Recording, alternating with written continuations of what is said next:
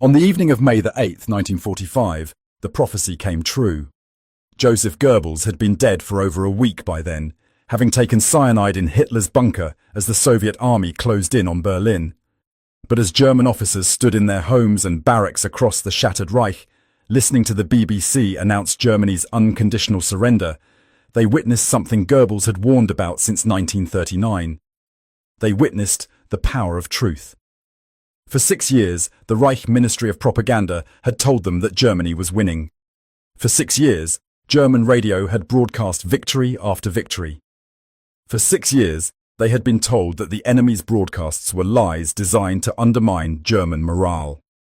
And for 6 years, increasing numbers of German soldiers, officers, and civilians had secretly tuned their radios to London and discovered that the BBC was telling them the truth, while their own government was lying.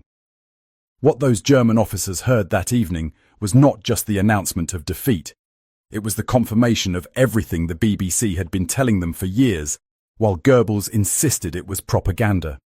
And as the broadcast ended, the officers who had risked execution to listen to enemy radio were left to contemplate a truth they had known, but their leaders refused to accept. The BBC's credibility was never the secret. The secret was that Germany's own people had known the truth all along and had chosen to believe the enemy over their own government. This is the story of what German officers and civilians said about the BBC, both during and after it broke Nazi control over information. The warning began with a man who understood the power of broadcasting better than almost anyone in Nazi Germany. Joseph Goebbels had been appointed Reich Minister of Propaganda in 1933, tasked with controlling all information that reached German citizens. He was 36 years old when he received his appointment. He had earned a doctorate in literature and philosophy from the University of Heidelberg. He bore the physical disability of a clubfoot from childhood, but nothing in his background prepared him for the challenge he would face from Broadcasting House in London. Goebbels believed absolutely in the power of propaganda. He had studied the techniques of mass communication, the psychology of persuasion, the methods of controlling public opinion. He had helped Hitler rise to power through masterful use of media, rallies, and messaging. When war came in 1939, he was confident that German propaganda would dominate the information battlefield. Germany controlled its own media completely. Radio stations broadcast only approved content. Newspapers printed only approved stories. Public gatherings could only discuss approved topics. Citizens who listened to foreign broadcasts faced imprisonment or execution. But Goebbels had not counted on the BBC. The British Broadcasting Corporation had been founded in 1922 as an independent public service broadcaster. Throughout the 1930s, it had built a reputation for accuracy and impartiality that extended far beyond Britain. When war began, the BBC launched a massive expansion of its overseas services. Programs were broadcast in dozens of languages. German-language broadcasts began on September 27, 1939. Less than a month after the war started, the goal was explicit: to reach the German people with accurate information about the war. The BBC understood something that Goebbels did not want to acknowledge. People who are lied to constantly eventually seek the truth, even when seeking it is dangerous. The first German-language broadcasts were modest. They aired for 15 minutes each evening, transmitted on shortwave frequencies that could be received on standard radio sets throughout Germany. The early broadcasts focused on factual war reporting, deliberately avoiding the exaggerated claims that characterized German propaganda. When the BBC reported a British victory, the details were accurate and verifiable. When the BBC reported a British defeat, it acknowledged the loss honestly. This approach seemed insane to Goebbels. Why would a nation at war admit its failures? Why broadcast information that might demoralize your own population? The answer was strategic.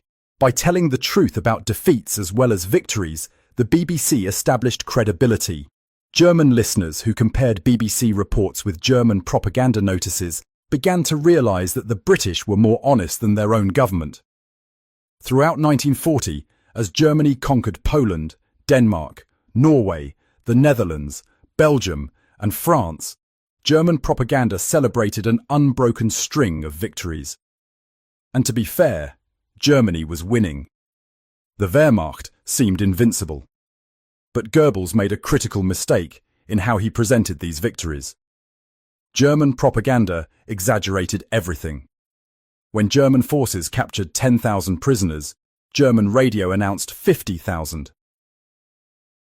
When the Luftwaffe destroyed 20 British aircraft, German broadcasts claimed 100.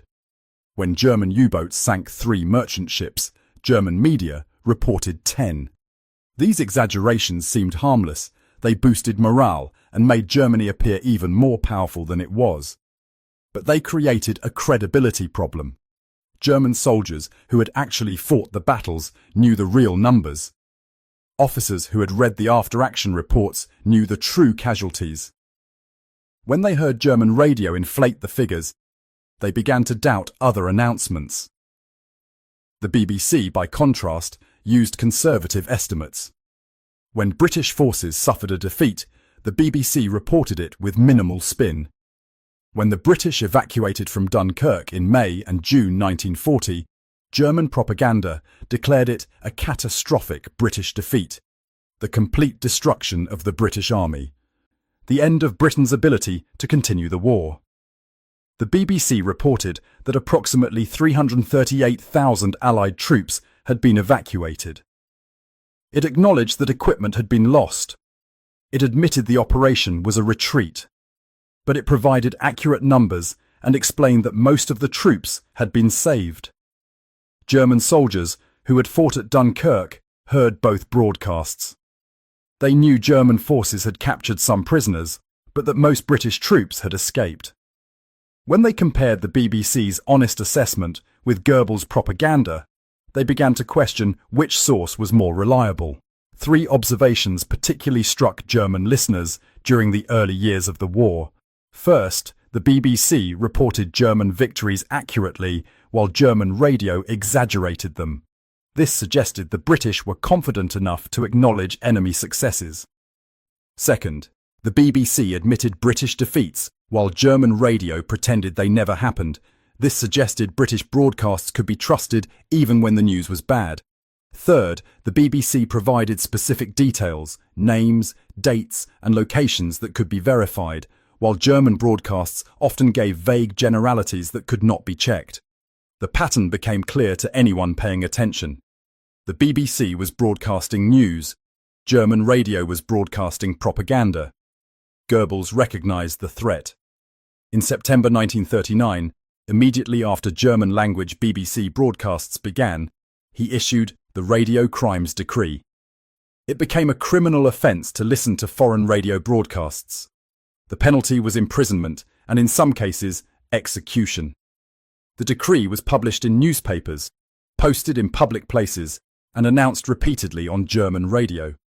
Citizens were reminded that listening to enemy broadcasts was an act of treason. Neighbours were encouraged to report anyone they suspected of listening to foreign stations. Special detection vans were deployed to find illegal listeners by tracking the radio frequency tuning of nearby receivers. But the law could not eliminate curiosity. And as the war progressed, curiosity became desperate need for truth. In 1941, Germany invaded the Soviet Union. The initial German advance was spectacular. Wehrmacht forces captured hundreds of thousands of Soviet prisoners and advanced hundreds of miles in weeks. German propaganda declared that the Soviet Union would collapse within months. The BBC reported the German advances, but noted that Soviet resistance was fierce and that the campaign was far from over. By December 1941, German forces had reached the outskirts of Moscow. Then the Soviet counteroffensive began. For the first time in the war, German forces retreated. Tens of thousands of German soldiers died in the brutal winter conditions. German propaganda minimized the setback, calling it a tactical withdrawal and winter adjustment of the front lines. The BBC reported that German forces had been driven back from Moscow, suffering heavy casualties in the process. German soldiers who had survived the retreat knew which broadcast was accurate. Throughout 1942 and 1943, the pattern intensified. German propaganda continued to claim victory after victory, even as the military situation deteriorated. After the catastrophic defeat at Stalingrad in February 1943, where over 90,000 German soldiers surrendered, German radio announced it as a heroic stand against overwhelming odds, a sacrifice that had delayed Soviet offensives. The BBC reported that an entire German army had been destroyed, the war's turning point had occurred, and Germany was now fighting a defensive war it could not win. German officers who had lost comrades at Stalingrad listened to both broadcasts and recognized which one was telling the truth. The BBC did not need to exaggerate. The facts were damning enough. An entire German field army had ceased to exist. The myth of German invincibility was shattered. And soldiers throughout the Wehrmacht began to understand that their government was lying to them about the war's progress. But the BBC's influence extended beyond simple war reporting. The broadcasts included messages from German prisoners of war, read over the air so their families would know they were alive. They included lists of casualties that German authorities had not released. They included analyses of military situations that helped German soldiers understand what was actually happening. And most subversively, they included subtle psychological messaging that undermined Nazi ideology without overt propaganda. The BBC never insulted German soldiers or the German people. It drew a careful distinction between the Nazi regime and the German population. It acknowledged German military skill and bravery while questioning the wisdom of Germany's leaders. It reminded Germans that they had been a great cultural nation before Hitler and could be again after the war. This approach was devastatingly effective. Germans who expected crude enemy propaganda instead encountered respectful, accurate reporting that treated them as intelligent people capable of recognizing the truth. The expansion of BBC German-language broadcasting revealed the scale of British commitment to information warfare. By 1942, German-language broadcasts had expanded from 15 minutes per day to multiple hours across different time slots. The BBC created distinct programs for different audiences. There were news broadcasts for the general population, specialized military analysis for officers and soldiers, and even broadcasts specifically targeting submarine crews and Luftwaffe pilots. Each program was carefully crafted by native German speakers, many of them refugees who had fled Nazi persecution. These broadcasters understood German culture, German humor, German ways of thinking. They could communicate in ways that resonated with German audiences. One broadcaster became particularly influential. Thomas Mann, the Nobel Prize-winning German author, who had fled to America, began recording monthly broadcasts for the BBC in 1940. His program, German Listeners, was transmitted on shortwave and could be heard throughout occupied Europe. Mann's broadcasts were literary, philosophical, and deeply moral. He spoke to Germans as fellow countrymen who had been led astray by criminals. He reminded them of Germany's cultural heritage. He explained how Nazism had perverted German values, and he assured them that defeat would bring liberation, not destruction. Mann's broadcasts reached German intellectuals, officers, and educated civilians who might have dismissed cruder propaganda.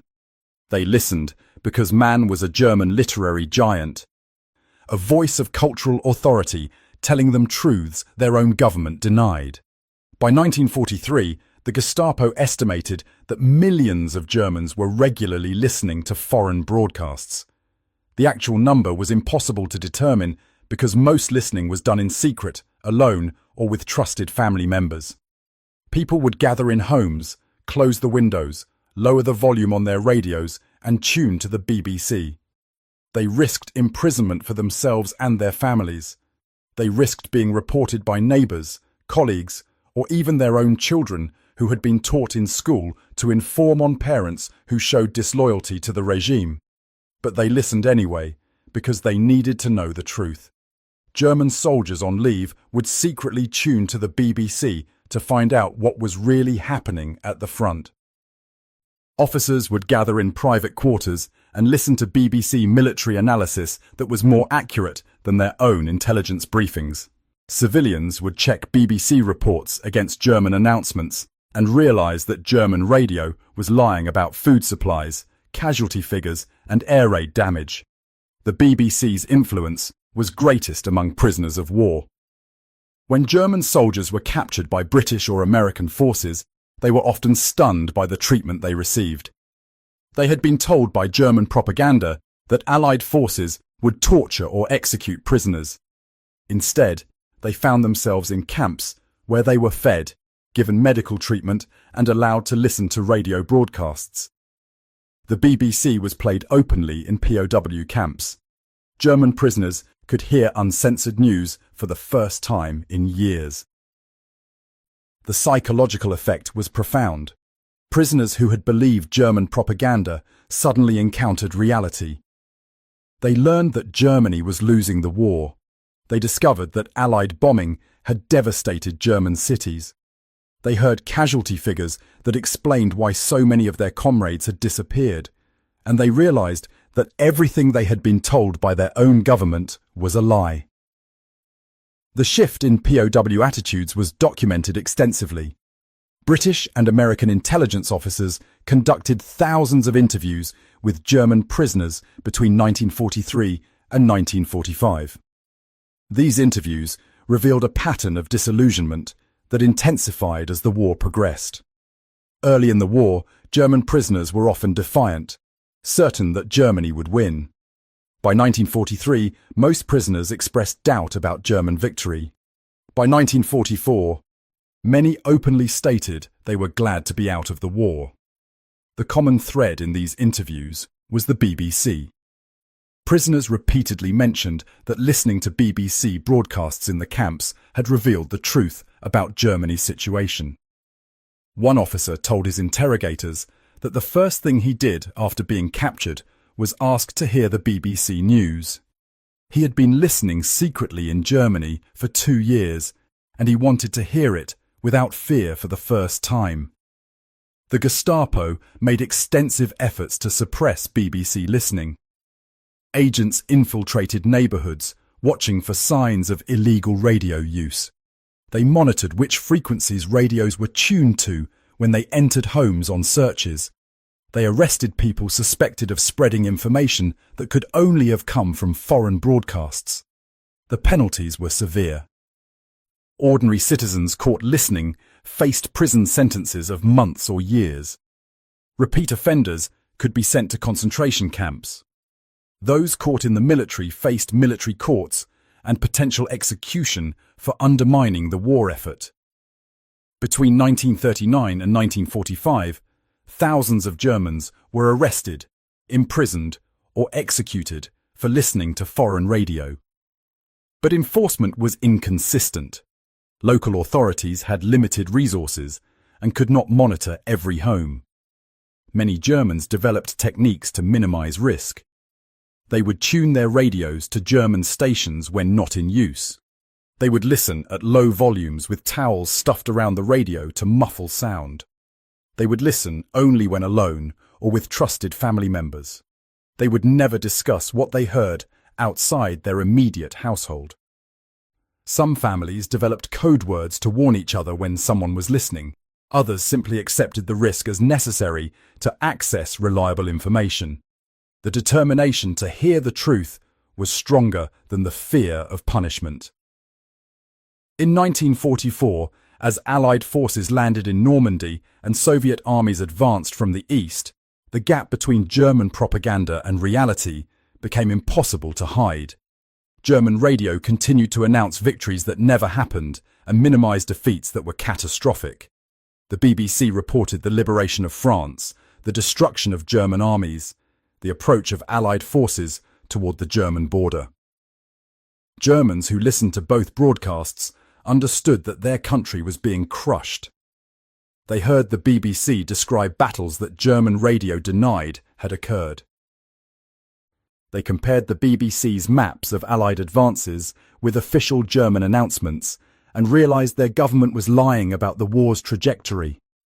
Officers at the front knew the truth from direct experience, but officers in rear areas, cut off from front-line information, increasingly relied on BBC broadcasts to understand what was actually happening. The final phase of the war revealed exactly what Goebbels had feared. As Allied armies entered Germany in 1945, German propaganda became completely detached from reality. Radio broadcasts spoke of wonder weapons that would turn the tide, of reinforcements that did not exist, of strategic withdrawals that were actually chaotic retreats. The BBC reported the collapse of German defences, the encirclement of German units, the approach of Allied forces toward Berlin. German civilians trapped in the shrinking Reich had no need for radios to know the truth. They could see the refugees fleeing west, hear the artillery fire approaching, watch the German army disintegrating. But they still listened to the BBC because it told them what to expect, where Allied forces were, when the fighting might reach their towns. After Germany's surrender, Allied authorities conducted extensive surveys and interviews to understand how Germans had received information during the war. These studies, part of the broader effort to understand Nazi society and prepare for occupation governance, revealed the BBC's extraordinary influence.